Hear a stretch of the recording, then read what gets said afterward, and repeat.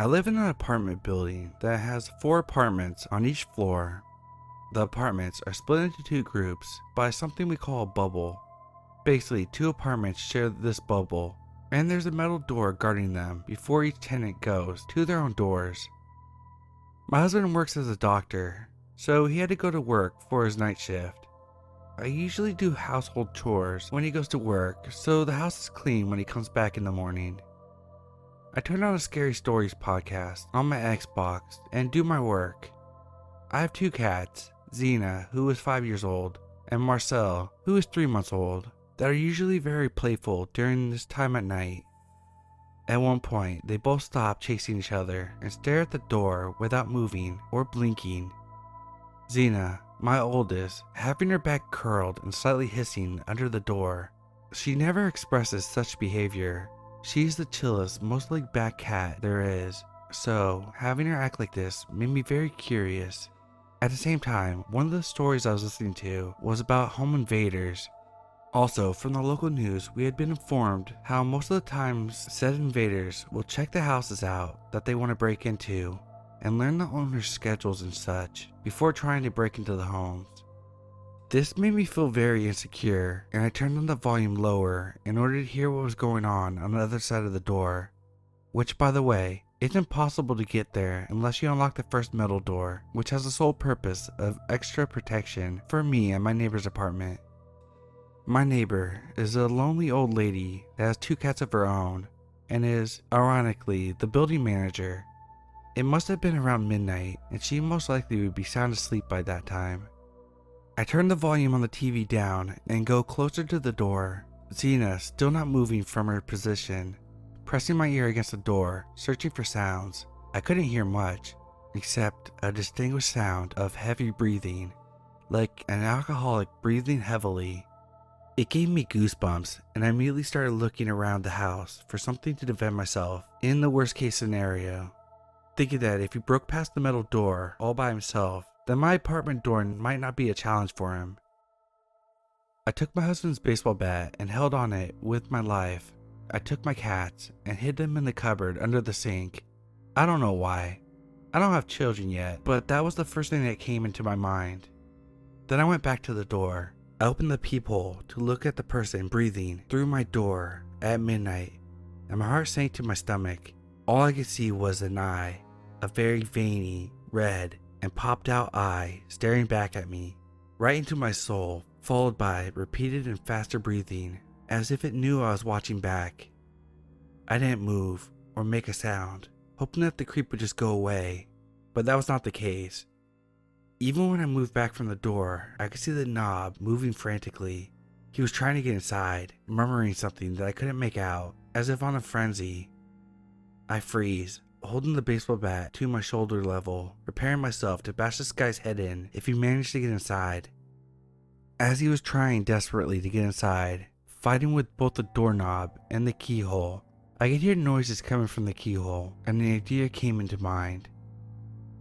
I rushed into the living room, which was very close to the entrance door, and blasted out the Scary Story podcast. Luckily, this specific story was narrated by a man with a very heavy voice, and from the outside, it probably sounded like someone was having a conversation inside the apartment. I live in a country that English isn't the native language, and only a few people speak it. What I prayed would work actually did. The moment I blasted the volume to max, the doorknob stopped moving, and the breathing ceased. And as I went back to the door, I checked the peephole for that creepy man. He was no longer there, but the metal outside door was wide open. Of course, my neighbor only wakes up from my podcast and basically screaming at my house asking me to turn it down.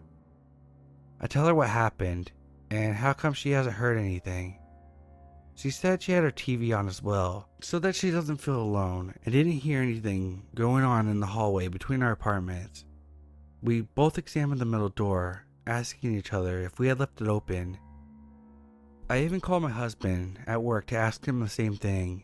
He told me no, that he locked it and checked twice, as usual. I don't know what I would have done if this expert in door breaking actually managed to break into my house, but I don't think he was in for the worst for me and my cats. I never thought that, of all the possibilities of salvation, the Scary Story podcast would have been what saved my life. Thank you, Being Scared, for narrating, and indirectly, of course, saving my life.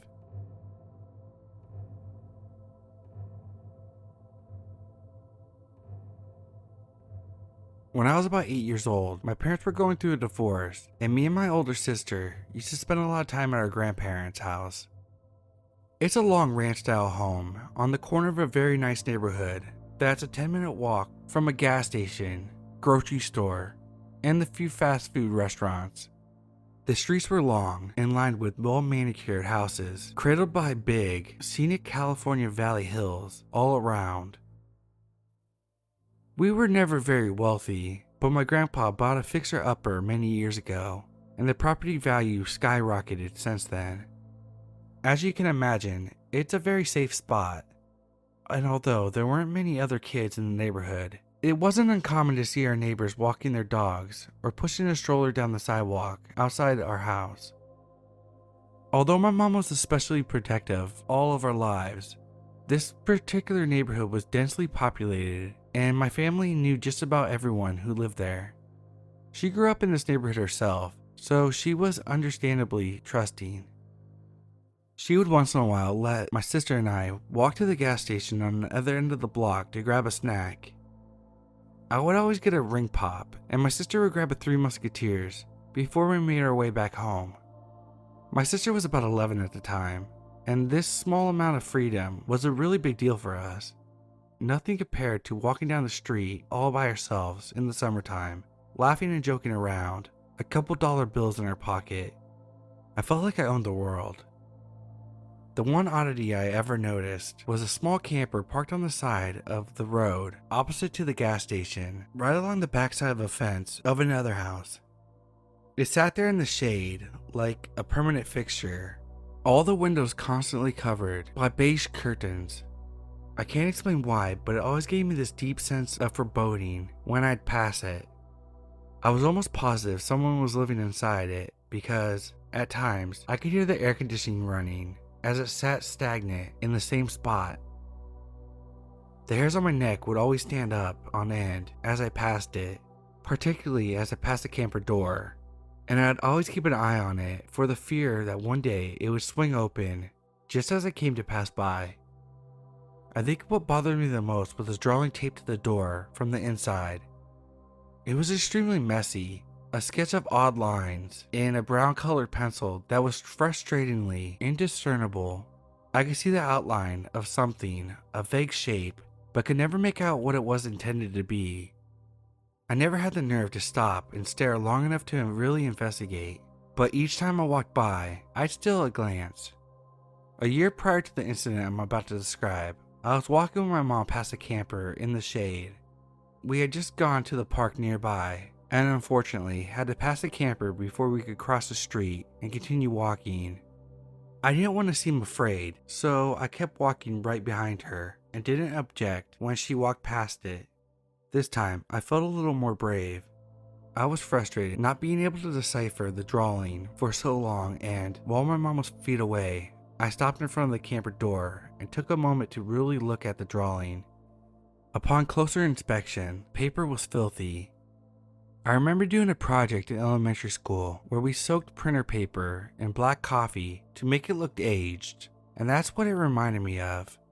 My mom walked on without noticing I stopped, following her, but my eyes stayed fixed on the indistinct mass of dirt cake scribbles until I could make out what looked like a teeny, malformed face. My stomach turned. I immediately felt cold and disgusted as my eyes trailed over the rest of the image. I didn't know what kind of creature it was at the time, but now I can look back and say the drawing was a badly deformed fetus inside of a mass of large, perfect circles like those made from a circular ring ruler. Its face was contorted as if in pain. It was so graphically disturbing and seemed to betray an odd sense of suffering that stuck with me for days. As a child, I didn't know how to process it, and the mental image still makes me sick to think about. I'd never seen anything like it before. Adrenaline flooded my body and my chest hurt with fear, but I selfishly thought of my glorious trips for ring pops and said absolutely nothing as I followed behind my mom. This was, in retrospect, a classically terrible idea. It's one of those things you scream at the main characters in movies for. Ever since, my ill feelings towards this camper have been elevated by the drawing on the door. I thought about it every time we drove by, and about a month later, my mom once again graced us with several bucks and permission to walk down to the gas station to grab our respective snacks. I thought about telling my sister what I had seen there, but she was older and braver, and I was terrified she'd make me cross the street with her to check it out. It was a bright sunny day, and I told myself with false certainty that nothing was going to happen. If I didn't acknowledge it, maybe it would go away. We walked past the camper, and it was thankfully uneventful. On the walk back, I was feeling more comfortable and was focused on fighting open my candy wrapper while my sister walked alongside me. We passed the camper for the second time, but I didn't give it half as much thought as the first time. I don't remember what we were talking about, but I recall being interrupted mid-sentence as my sister softly yet firmly said my name. There was distinct fear in her voice that immediately set me on edge, like a bucket of ice water. All my senses heightened and I became aware of everything, including the sound of haphazard footsteps about 10 feet behind us. It was accompanied by a heavy rustling sound, like a heavy backpack, and nervously, I half turned my head to look. A man with a long, unkempt beard, wearing many layers of ragged clothing, stood behind us, his eyes unmistakably burning into our backs as he walked. His movement wasn't normal. It was a drunken shuffle, like each of his feet were unimaginably heavy and needed to be moved in one grand effort at a time. His shoulders were skewed, head tilted downwards with a very strange arch in his neck. I could hear his shoes scraping the gravel with every step, but rather than seeming generally intoxicated, it was as if he was intentionally meandering our direction like a zombie with the direct effort to frighten us. Behind him, I saw that the camper door was wide open for the first time in all the years we spent living there, and realized this was the man who had been living inside. "He's following us," I choked out, my eyes filled with tears. My mind was spinning as I stared straight ahead, the wide street and sidewalks abnormally empty all around. My sister grabbed my hand. She squeezed it hard enough to hurt without looking my way, speaking carefully under her breath. On the count of 3, we raced home. She told me in a very serious tone of voice. I couldn't reply through the growing lump in my throat, but every single cell in my body understood we had to put some distance between us and this man as quickly as possible. She began to count steadily while we walked faster. The most terrifying part of this was he started running before we even had a chance to. He must have heard her direction to me and tried to get a head start by sprinting in our direction before she got to 3. But his footsteps were noisy and we bolted like a deer in an instant when we heard him behind us.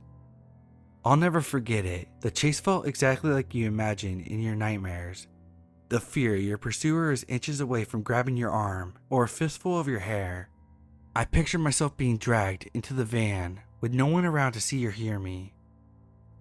We ran so fast, we didn't even have a breath to scream. Peering back behind us about 10 seconds later, I saw him running in our direction with absolutely none of the impairment he had shown in those zombie-like steps moments before. I think back to it now, and he may have been deliberately pretending to be handicapped to lower our guard so we wouldn't start running. The thought is terrifying, but I can't rationalize it any other way. When we made it to our grandparents' house, and without looking behind us, we yanked open the stubborn old door before slamming it closed and scrambling past their dogs to get as deep into the house as possible. I don't even think we locked it, as our main goal was getting within the line of sight of any adults as quickly as possible. My mom was talking to my grandpa at the table and gave us an unamused look when we bounded into the living room. Since we were kids, running around wasn't anything out of the ordinary, and she didn't even ask what happened as we collapsed on the couch and tried to catch our breath. The inside of the house felt so safe and felt in such good spirits that I didn't even want to bring up what just happened. Like waking up from a nightmare you didn't want to talk about. I was desperate to go back to normalcy. I wanted to forget it entirely, to unwrap my candy and act like everything was completely normal, for the sake of my own sanity.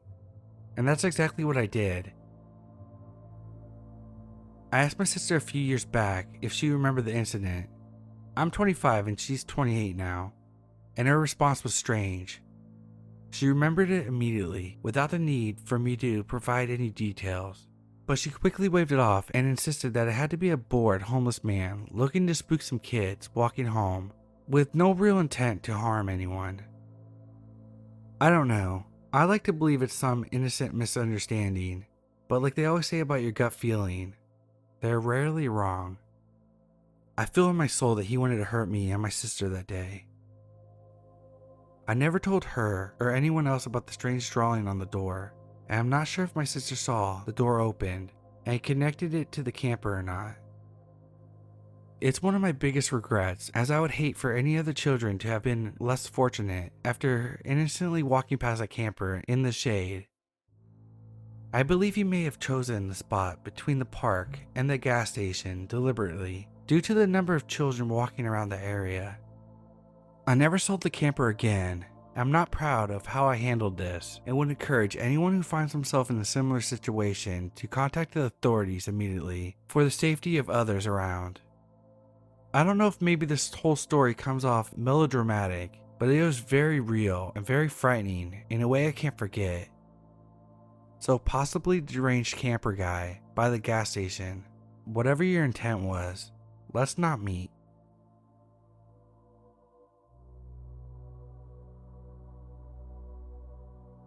Back when I used to work for a large, public, four-year university, I would frequently visit some friends who lived in an apartment complex near the school. They were a married couple with a baby daughter. They are now amicably divorced, and the baby is a preteen, so this was definitely a while ago. Whenever I was over, the husband, Jay, and I would sit on the balcony and relax after work, while E, the wife, would mostly stay inside the unit with the baby. That is, when we weren't all inside hanging out together. The balcony overlooked a bit of the woods between the building and the street, with the main entrance to the school. The balcony wasn't very visible from the other buildings in the complex, which suited us fine. It was on such a night that we heard an ear-splitting shriek coming from the woods below to shatter the relatively peace and quiet we were enjoying on the third-floor balcony. It sounded like a young woman giving her best effort to make sure someone could find her body whenever what was happening to her was over. The screaming broke out again, and after a few seconds, a third time. I immediately thought of Kitty Genovese, a 20-year-old woman who was stabbed to death in the alley in Queens in 1964. It was a prolonged attack, reportedly witnessed or overheard by 38 neighbors who were either indifferent to the noise, unsure of the severity of the attack, or otherwise unwilling to get involved. This case has come to be associated with the bystander effect, the basic idea in which is that the more people who are around to witness something that might require intervention, the less likely that any one individual is to unleash their inner Batman, because it's such a diffusion of the responsibility over all the people there at the scene. Essentially, everyone stands around like a background extra, just waiting for their protagonist to do something heroic. I was jolted from my pedantic reverie when Jay shot past me through the sliding glass door into the apartment to put his shoes on and rush out the apartment door. I followed, and E caught me by the arm. I could see in her eyes that she heard the screaming too. "Don't let him go out there. Make him come back," she pleaded as I shook my head. "Call the police," I replied as I slid my shoes on without tying them and followed Jay down the stairs. I wished I had something to use as a weapon, and I mentally tried to review as much as I could of what my roommate at the time had taught me about hand-to-hand combat. I was feeling woefully unprepared and, at the same time, incapable of turning around. It felt like a moment where choices I make define who I am, and I knew I would always feel shame and regret if I didn't try to help her. When I got to ground level, I caught up to Jay, who was looking around in the woods, straining his eyes against the low light. I called the police myself. hoping a few calls from the same area about the same disturbance might engender a sense of urgency. The call dropped, but the police called back immediately. I told them where we were and what was happening. The woods were quiet at this point, but we started walking along the edge of the woods, looking and listening for anything that could help us locate the woman, her attacker, or God forbid, her remains. Above us, a window slid open, revealing a silhouette of a woman looking down at us, backlit by our kitchen light. "Hey, what's going on down there?" she demanded. "I've called the police." "Good," I answered. "So did we. We heard it too." "Oh gosh, what do you think it was?" she asked us. Jay and I looked at each other and then back up at her, as we collectively realized that none of us wanted to say out loud what we thought it was. I mean, we all knew what it sounded like. We couldn't see or hear anything unusual, and eventually we made contact with the police officer, who took our statements and contact information. Relieved that the situation had been handed over to people who were ostensibly better trained and equipped to deal with it, we went upstairs and back to the balcony, where we watched the police officer's flashlight beams pan back and forth across the depths of the woods for a couple hours as blue lights filled the spaces between the trees from the busy street across the woods, signaling the arrival of more police. The next day at work, I got a call from a number that looked vaguely familiar but wasn't in my phone. I picked up and found that it was a local police number from the night before. The person on the other end asked me to tell my version of the events once more for record. I don't know if he was trying to see any discrepancies in my story from the last time I officially told it, but I went through everything again as well as I could remember it. The police didn't have any new information, at least none that they were willing to share, and I was never called to court or anything like that. I guess the main thing that still bothers me about it, even to this day, is that I'll never know what happened out there.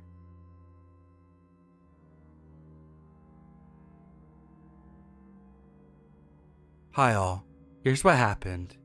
I'm at my parents' house with my mother drinking coffee. I decided to drop by unexpectedly to spend some time with her since I had worked a lot the weeks before and hadn't heard much from her. So we were talking when the intercom starts ringing. My parents live on the first floor of a neighborhood building. My mother goes to see, picks up the receiver, and there the expression on her face changes. She seems stressed, but she opens the doorway. She then comes back to me saying it's a guy she met on Facebook that she hadn't seen for a year and a half, and that we would have to say that we were going to grandma's so he won't stay for long. That's my mom's technique when she wants to dodge problems. We go to my grandma's very often. I'm starting to think it's weird, but we hear knocking, so my mom opens the door while I stay in my chair overlooking the entrance. I see a rather tall man coming in, of normal build, bald, with small glasses. As soon as he entered the apartment, I felt the atmosphere change. Something oppressive was squeezing my chest. He kisses my mother and turns his head towards the living room where I am. Then he frowns when he sees me, as if he was surprised to find me here. I don't like it. His gaze is empty, disturbing. He says hello to me from afar and walks into the living room, grabs a chair and sits down. My mother then asks him what he's doing there and why he arrived without calling first. The answer froze my blood. "I'm sorry, I didn't take my phone. I'm actually coming from the hospital next door." I escaped, and since she told me you lived around, I decided to stop by and say hello. At first I thought he was joking, especially since he said it with a big smile, but his eyes were really weird, and his attitude too. My mother laughed nervously and asked him if he was serious, to which he replied he was. He even gave us the name of the town he had came from and told us how he ran away. He tells us that he was outside with 3 doctors on the terrace, and that the doctors came in before him while telling him to follow them. He took that opportunity to leave, passing over a hedge that overlooks the road where there is a bus stop. He got on the first passing bus and found himself not far from our house. He didn't know our exact address, but thanks to my mother, who gives her real name on social networks, came to the last name and searched all the interphones in the neighborhood before finding out where we were. While he was telling the story, I went on Google Maps to check out where he said he was coming from, and everything matched. The hedge overlooking the road, the back terrace, the bus stop. But most of all, it was not just any hospital he escaped from. It was a psychiatric hospital. So I started to get really scared, for myself, but especially my mother. We have an escapee from a mental hospital in our house. He then explains to my mother why she hasn't heard from him for a year. He said it was because he came back there a year and a half ago after he lost his wife and all his money, but he didn't linger on it for very long. It was too much for me, so I got up and said I had to go to my room. I went in. The door wasn't closing, but I took out my phone and called my best friend, who is a security guard who lives 20 minutes away by car. I tell him what's going on, and he decides to come, armed with a knife just in case. When I hang up the phone, I go out of my room, and I see the man in the corridor near the door. He tells us that he's going to leave because people were probably looking for him, and that he has to go to a friend's house, but that he has to take the train. We say our goodbyes to him and then he leaves. But that's not all. I then explain to my mother what just happened. That she was crazy to have given her name and address, even approximate, to a stranger on the internet. And then she tells me last year she was at his house with my father. That his wife was there and that they all had a great time and she didn't consider him dangerous. I still go on telling her that someone that you've only met once is not someone that you can trust. My buddy then arrived, sooner than expected. We decided to call the hospital to make sure what he said was true, and especially to warn and report that someone is missing. We call, talk to the secretary, and explain our story. She seems surprised and puts us on hold until she checks it out. When she comes back, she tells us that he's not in his room anymore, that all his stuff is there and they hadn't noticed he was gone. It had been more than 2 hours since he had escaped, but since the guards had seen his belongings when they passed by his door, they hadn't worried. She, however, warns us that he's a dangerous psychotic who had a crisis after his wife left him, that he can be extremely violent if he's upset. At that moment, I could only think one thing. What would have happened if I hadn't been there with my mother, if she had been alone with that guy? She told us that they were going to do whatever was necessary. We asked her if we could be kept informed when they had found him, but she told us that she had no right to give us that kind of information. We then raised our voices and explained that we shouldn't be afraid of him coming back every day. And she apologizes, but says she can't do anything about it. We hung up the phone and decided with my friend to go walk around the neighborhood for several hours and over the next few days to see if he's still there, but we never saw him again. All this story, which really happened, has a great moral. Never give your address to strangers and never reveal personal information on social networks. That's it. The story happened when I was a little kid in Trinidad. I'm not precisely sure how old I was, but thinking about the car and the uniform I was wearing at the time, I was in the range of 6 to 8. I'm 33 now, so this would have had to been in the early 90s. My parents had picked me up from school and were picking up my sister from school. This was a daily occurrence, and most of the time it only took a couple of minutes to get her and come back to the car. Most of the time, I sat in the car by myself, listening to the radio.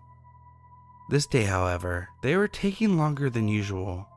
I started to get bored and was looking outside the window when I saw this man walking down the street. This is the strangest part of the story. Something about him creeped me out, even before I could see him clearly. I wasn't a particularly fearful child when it came to strangers, and he didn't look scary at all.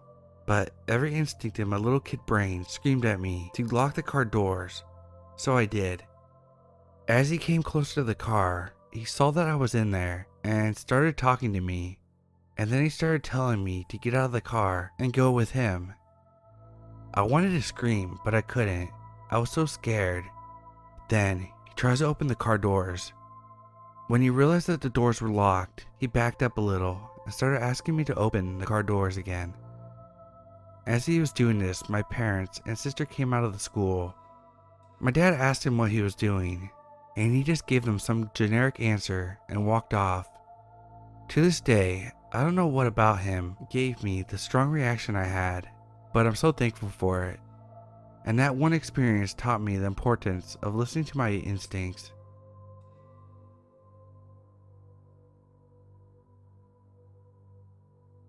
So, I'm new to Reddit, and I found this sub and I think this story fits here.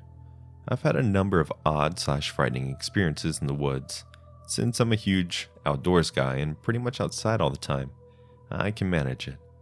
One of these experiences I tried posting here, but it got rejected. I thought this one would sound far too fetched, but after reading some other stories in here, I decided I'll post it. So this happened when I was much younger. I want to say freshman in high school, probably like 2008. There used to be this road near where I lived in California called Cloaked Road. It was barely a road. No one traveled on it, and it was surrounded by small patches of forest and some abandoned barns and houses. I would typically go there with my friends to skateboard and hang out. This one night I was hanging out with my two friends, Lucas and Dorian, and someone wanted to go to Cloaked Road to hang out since it was creepy at night. It might sound lame, but we loved exploring like a bunch of 5th graders and weren't really into smoking or anything, so what else was there to do? I asked my 20-year-old brother James if he could drive us down into one of the nature reserves by the road. This specific reserve was larger than others and had a network of gravel paths leading through it.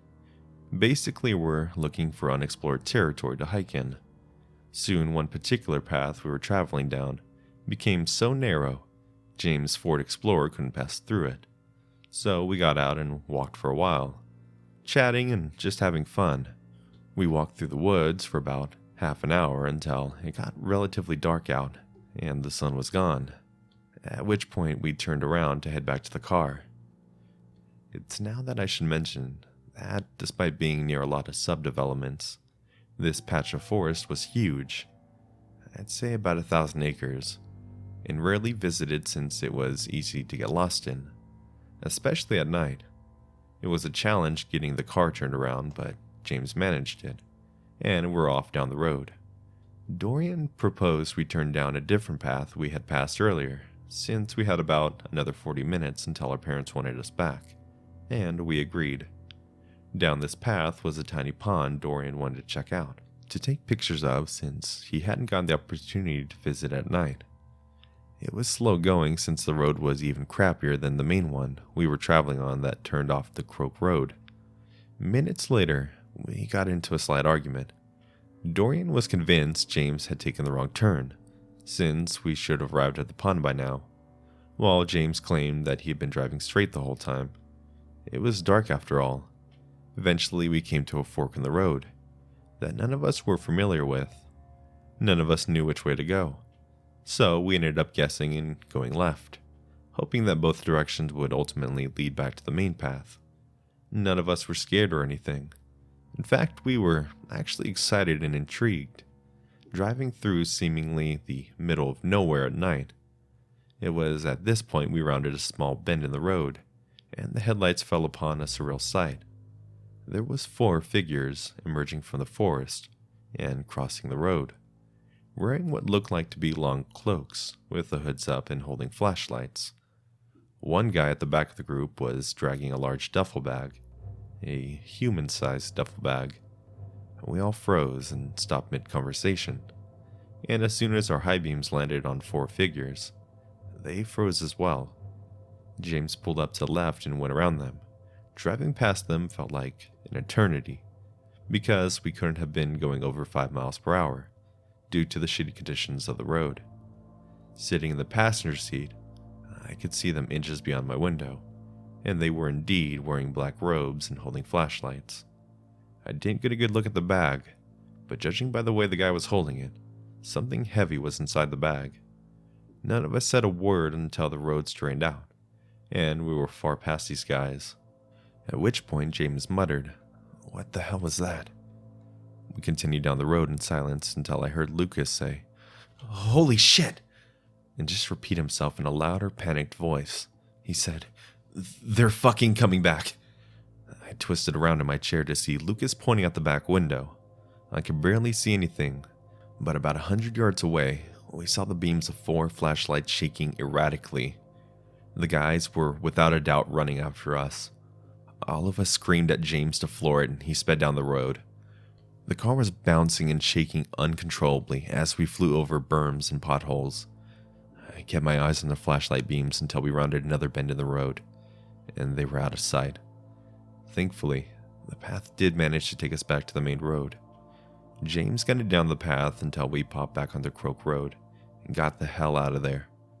The weirdest thing about it was, there couldn't have been a vehicle anywhere near those guys for 50 miles in either direction. We would have seen one if it were there. We had explored most of the area before, and there wasn't anywhere to pull off the road and park. We didn't say anything more until we were back at my place. We talked about it for a bit, and then my friends went home and James and I went to bed. I don't know if we should call the cops or not, but James, who I guess would be the adult in the situation, seemed reluctant, so I dropped it. I never told my parents until just before writing this, and they kind of scolded me for not telling them, and that we should have contacted the authorities, just to report suspicious people in the preserve. I still wish to know how the hell they got there, where they were going, and what was in that bag. When I was 5, I went to the store one night with my mom and brother. We went to the back of the store because that's where they kept the milk. While we were there, I wandered off a bit to the bin of bouncy balls. As I was standing there, I saw an old man in a wheelchair approach me. He kindly asked me where my parents were from, so I told him Mexico, which he then proceeded to smile and say, "Wow, you're a beautiful exotic-looking girl, and I know a lot of men would enjoy you," as he grabbed my head and kissed my forehead. It creeped me out, so I decided to start walking back to my mom, but before I took my first step, the man yanked my arm and started pulling me with him. Not sure if he had a car engine in his car, because we were zooming.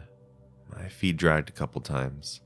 We managed to get through one aisle before I grabbed onto the handle of one of the refrigerators, where they kept the yogurt.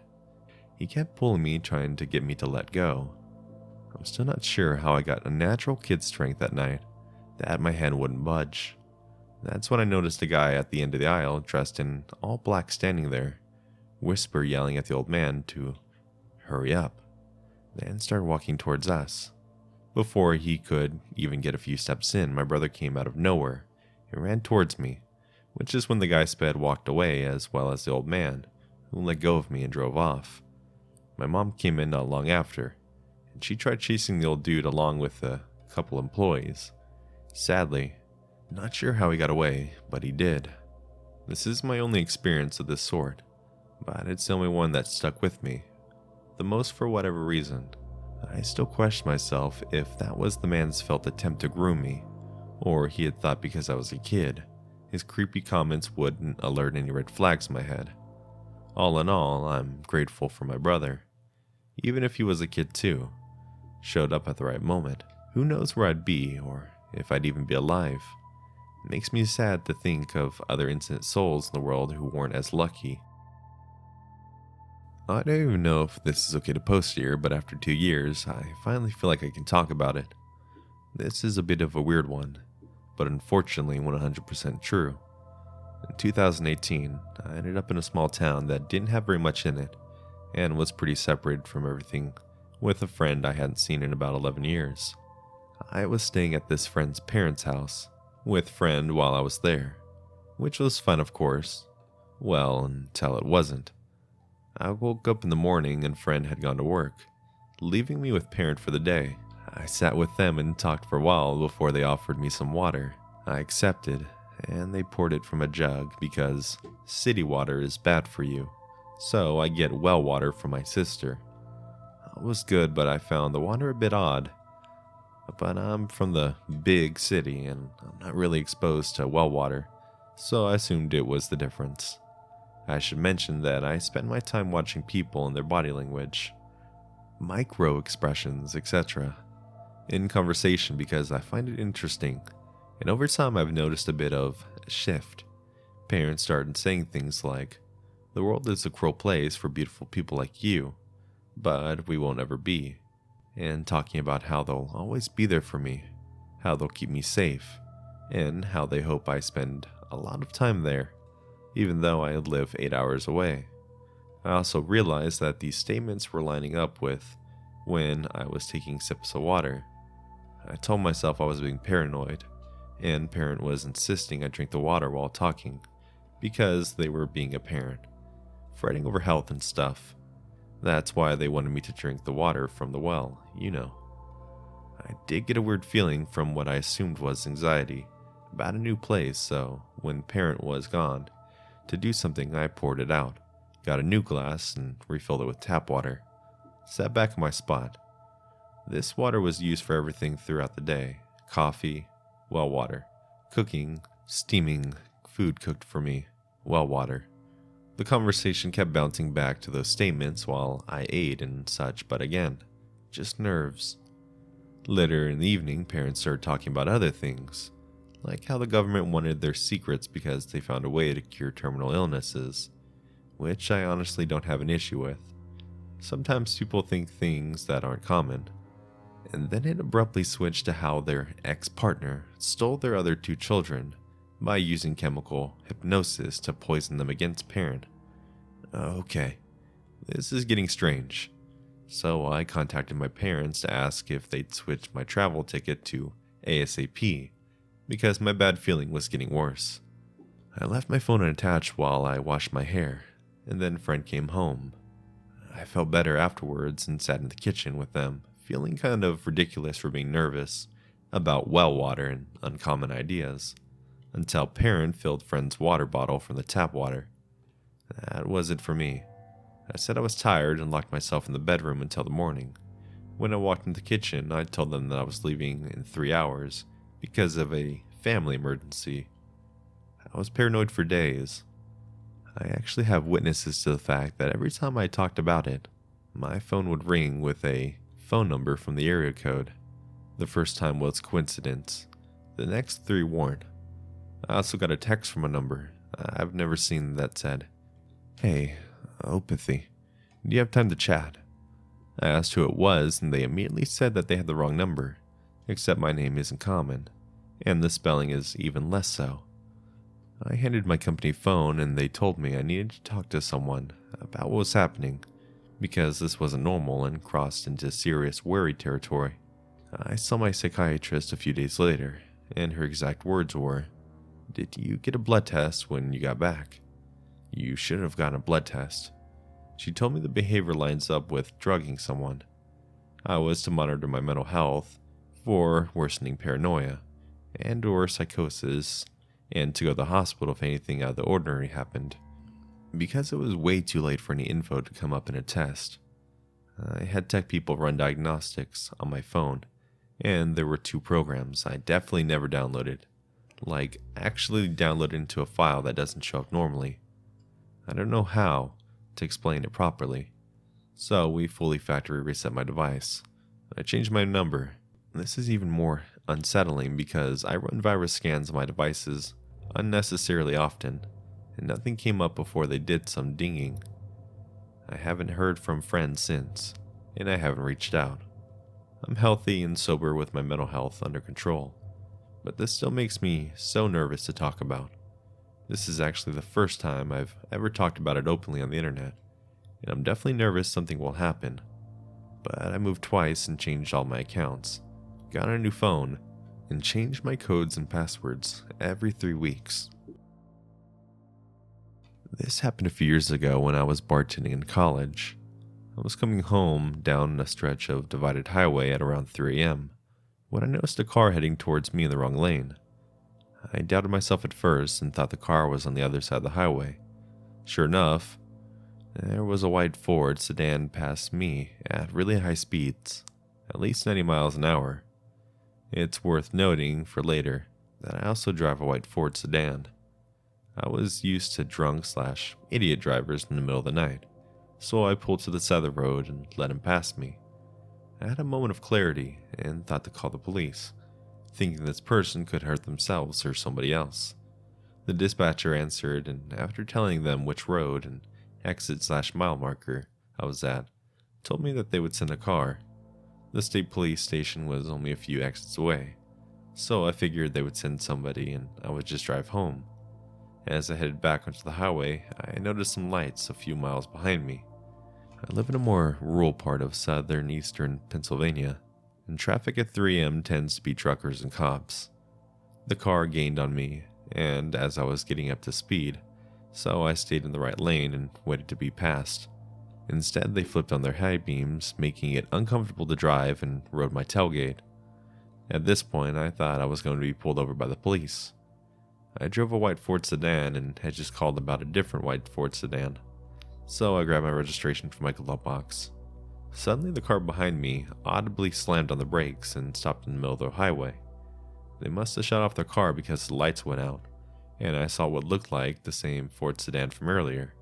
Still, I thought this may have been a police car. They had a roof rack, and I could have looked like I was reaching for a gun in my glove box or something. I panicked and called 911 for the second time and asked the dispatcher if they'd sent a cruiser to investigate. The dispatcher was a little cut with me and assured me that they'd sent somebody out. Dispatcher, we have sent a trooper out to find the car, sir. Me, I only asked because somebody is following me and acting weird. It could be a cop, and I think I freaked them out by getting my registration. Dispatcher, are you pulled over? Me, no, they didn't turn on their lights. Dispatcher, let me try to get the trooper we sent out. As she was talking, the car again sped towards me and stopped inches away from my bumper. Again, their high beams were on, and again they slammed on their brakes. I told the dispatcher, I'm pretty sure this is not the police behind me. The car sped to my bumper again and turned their high beams on, this time laying on the horn.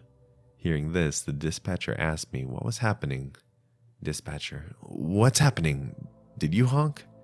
Me, no, that's the car behind me. I don't think it's a cop. Dispatcher, I'll try to get the trooper again, but I don't think that's him behind you. For some reason, this is what shook me. Before that, I was thinking I would get pulled over and maybe get a ticket. Up until then, I was going the speed limit and trying to avoid getting pulled over. I told the dispatcher I don't care if I get pulled over. I'm speeding, and if they put their lights on, then I'll pull over. I started to accelerate and the person behind me just kept up with me. The speed limit was 55, and they kept on my bumper the entire time. But this time they were swerving. I tried to signal for an exit, then bail on it, but they followed. At the next exit, I took the off-ramp and continued onto the ramp, and the car followed behind me the whole time. I thought about trying to go to the Wawa, convenience store / gas station that's pretty much the only populated place in southern eastern Pennsylvania at 3 a.m., but the dispatcher and I thought that would be unsafe. She was calm and talking to another person trying to send police to me. The other person, maybe a supervisor, asked if I could drive to the state police station, realizing that it was only one exit away. I told her I was coming there, and she said that she would have troopers meet me outside. As I pulled off the exit, the car followed me. I blew a few red lights trying to get to the police station, and the car tried to pull into their lane to pass me, or pull up alongside me. Once the police station was in view, I put on my turn signal, and the car slammed on its brakes again, turned out their lights, and turned into a parking lot.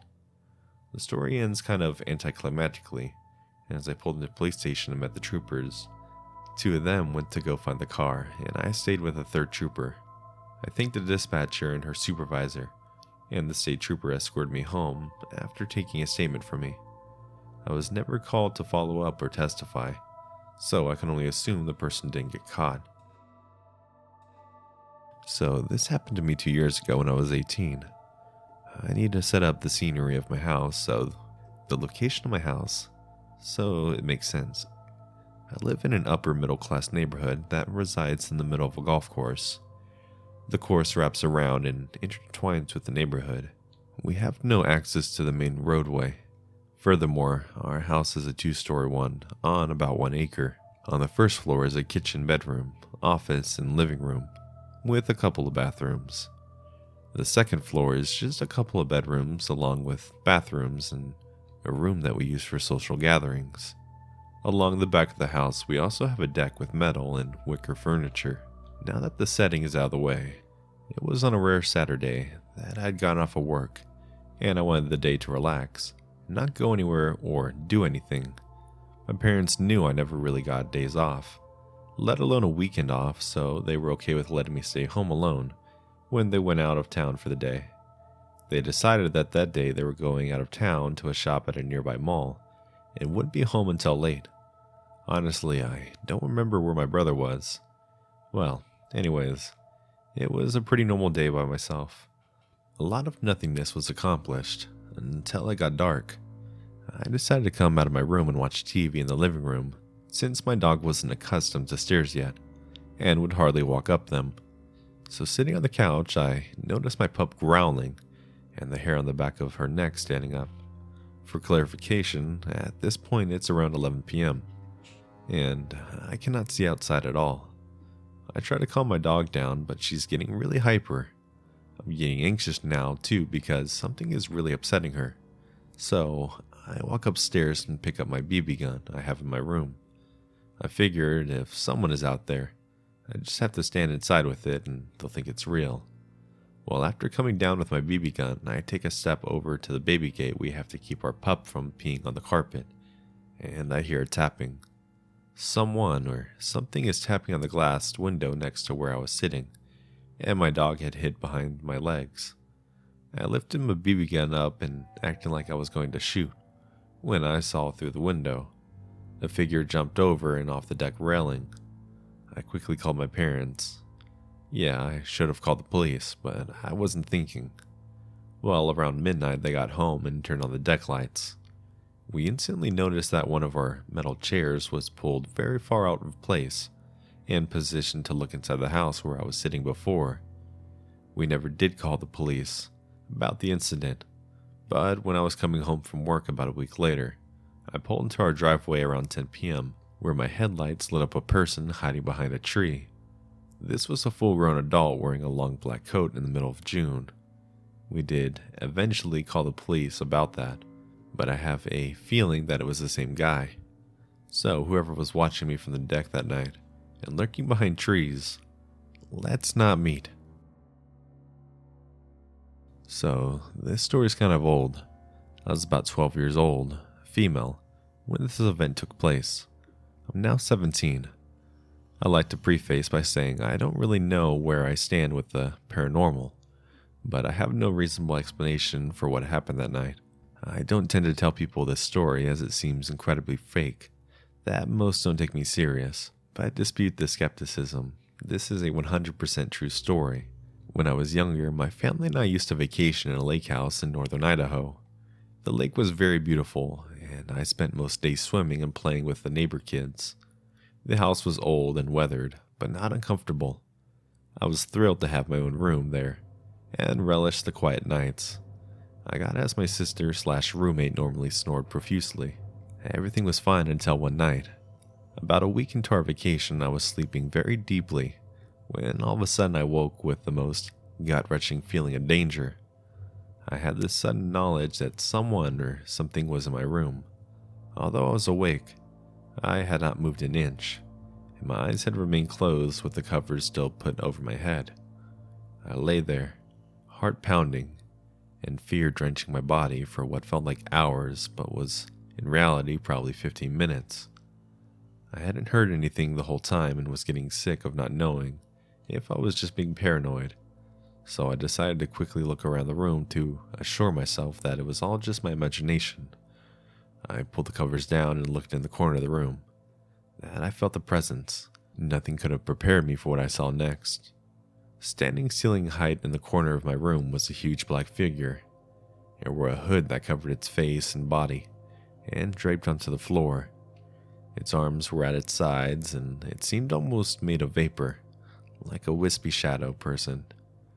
But the most disturbing part were the horns, thin, gray, and twisted upwards. They were terrifying. I knew it wasn't human. I stared at it for a few seconds, and it stared back. and then just as suddenly as it came, it disappeared into nothing. I sat staring at the space and now empty corner, eyes wide on the verge of tears. I couldn't muster the courage to get out of the bed and run to my parents' room. I couldn't even convince myself to yell for them. All I could do was wrap the covers back over my head and pray. Eventually, I must have fallen asleep because I woke to the dawn light breaking through my windows. With the light now illuminating my room, I was able to walk to my parents and explain the night's events. From then on, I never slept in that room alone. Since that day, I have tried everything to rationalize the situation. I know there wasn't a real person there because a real person can't just disappear. I thought sleep paralysis, but I've been awake and mobile for almost 20 minutes before I saw it. Also, I'd never had sleep paralysis before or since. I know it wasn't a dream because I wasn't dreaming when I woke the first time and pulled the phone off the charger and into my bed since I was so afraid. So what really happened that night? Will I ever know? Do I even want to know? Anyways, to the demon that watched 12-year-old me sleep, thanks for leaving me alone, and let's never meet again. This happened in August of 2017. I was 23 and just moved back to my mom's place, which happened to be about 30 minutes from my nearest friend's place. My car broke down, so I was Ubering everywhere I had to go. I went down to my friend's place to help them move. Went to Target to grab some champagne and orange juice, because I apparently hated myself and thought an immediate hangover was a great idea. Fast forward to the night, and of course I'm doubled over throwing up with a migraine, and can barely lift my head, and I have to work the next day's morning shift. My friends have no idea where they have any sort of over-the-counter medicines for headaches, but of course the stoner of the house offers me an edible. Now, I may have killed a bottle of champagne, but I haven't touched marijuana in years. I ate half of that edible and waited for about 45 minutes to feel better, and called my Uber. I was getting picked up in an apartment complex and of course had to walk to the front to find the driver, because I've never met an Uber driver that can locate any address with accuracy. I get into the back seat and he turns around to introduce himself. This guy has a southern drawl that would make molasses seem like water. It was at this moment I realized I fucked up. I told him I had a migraine and just wanted to go home. He pulls out a bottle of water that was already opened and some random pills and tells me these should make me feel much better. So of course I politely grab them and then proceed to stuff them in the seat and shove the water bottle in the pocket in front of me. We begin our 30-ish minute journey to my mom's apartment. If it weren't for Mary Jane coming along for the ride, I probably would have hopped out right then.